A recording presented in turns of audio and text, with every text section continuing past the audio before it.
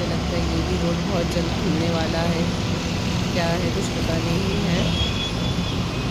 इधर भी इन्होंने देखिए रास्ता बनाया, क्योंकि अक्सर यहाँ पे कुछ ना कुछ प्रॉब्लम हो रही थी इन्हें। यहाँ पे भी ये लोग बता रहे हैं।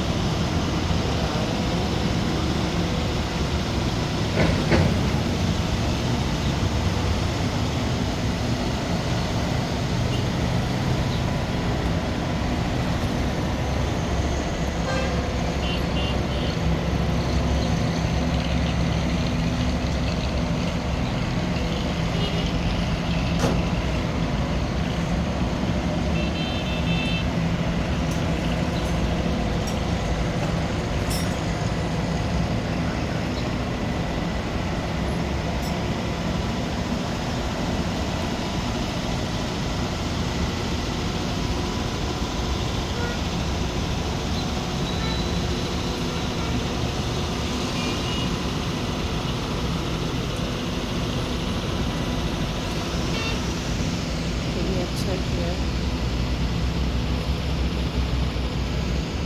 मैंगो बना दिए देखो। संडे का दिन है और लोग संडे बाजार भी लगा हुआ है, लेकिन अभी बिल्कुल स्मूथ चल रहा है, सन्नाटा है। शाम दिन में रश होता है, 1 बजे रिक्शे वाला यहाँ से आ रहा है, काम स्टार्ट है। और लेट्स सी देखते हैं कब तक होता है, क्या सीन है।